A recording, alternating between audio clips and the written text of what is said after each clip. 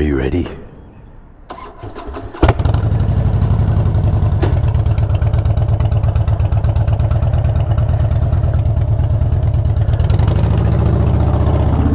I was gonna make a joke that I came here, so much pollen, I came here and just kind of took a few hits on that thing to get some clean air.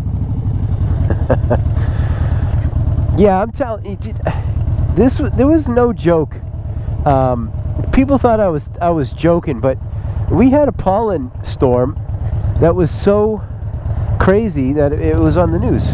It literally was a pollen storm. So you know, you can see it from space, is what they said. And nobody's surprised. And my oh, I still have my blinker on. Is anybody surprised? It's supposed to be self-canceling. Here was my thought. I thought people love a conspiracy theory, and some people don't, but some people really like a conspiracy theory. So I thought, here's one I could start. And so let's pretend, if you will. All right, we'll pretend we're one of those news channels, you know, the ones I'm talking about, that just kind of say things and flocks of people believe them. So you know why we have so much pollen in the air these days? Never pollen like this when I was a kid.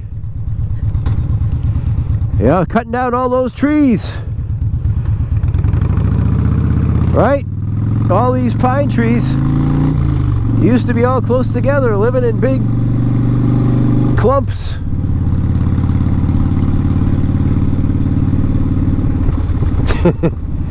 So here's where I was going. So what if it's because we're cutting down so many pine trees? So I'm being kind of tongue-in-cheek here, but you know, where I live, when you see a little patch of trees, you think it's a forest, but you look just like 3 or 4 trees deep, and there's a massive housing complex behind. And then, you know, every time you pass something, like, you know, at least in my neighborhood, and you look back, little narrow spot through the trees, and there's a big clear cut where they mow down, you know, 10,000 trees, and they're going to put something up. They continue to do this over and over and over and over again in my area.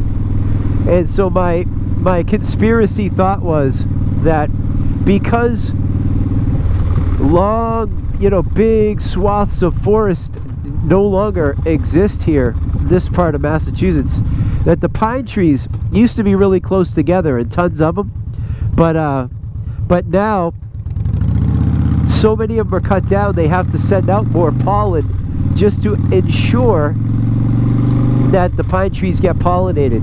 And you know, I was being tongue-in-cheek and being like kind of a dingbat about it. But if you really wanted to push the theory, which, you know, who knows, maybe it's scientifically true, but you know, there's those trees that when an invasive species, well, there's an invasive species, starts to attack one of them, it sends out like a chemical through the air, and it warns the other trees, and they put up, you know, some chemical defenses against that predator, that invasive species. And I think it happens maybe in forest fires too. And so trees and forests and stuff certainly are capable of adapting to situations. This is why we still have trees on the planet, in spite of our efforts. So one might argue, because, you know, I'm talking to a lot of people, and everybody says the same thing. I don't ever remember it being this bad. Well, maybe we all have built-in forgetters. That's possible. You know, maybe if we're living in the moment, then sure, this is the worst ever. Maybe it really is the worst ever. And if that's true, why? Well, one possible reason could be that we've done so much deforestation in our area that the trees feel obliged.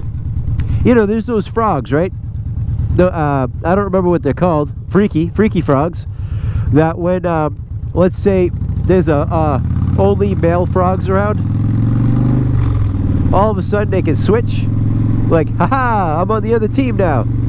So all of a sudden you get, you know, one of them turns to a female, right? And vice versa. Listen, that one's true.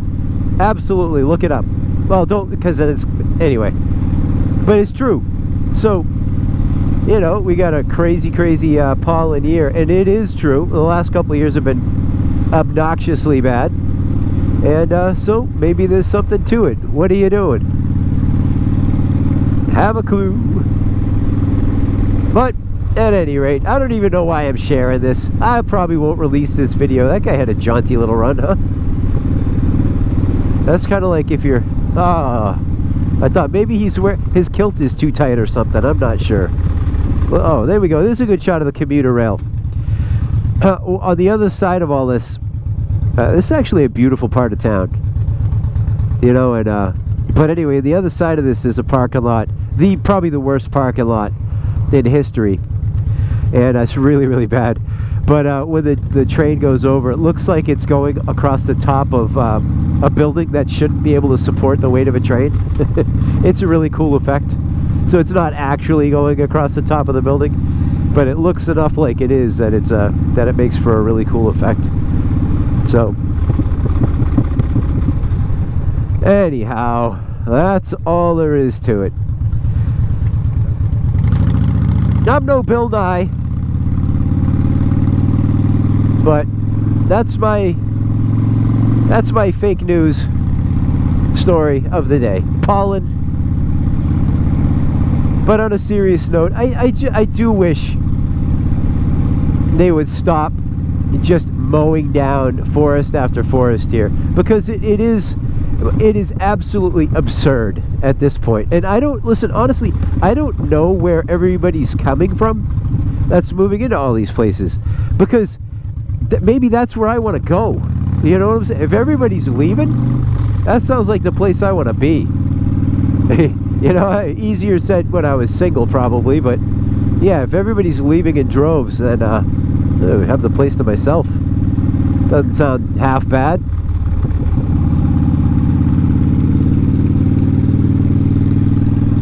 Anyway, hey, we got the ignition on, eh? We got here. Beautiful.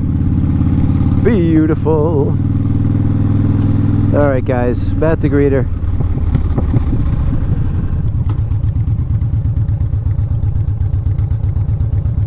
And I'll talk to you guys soon.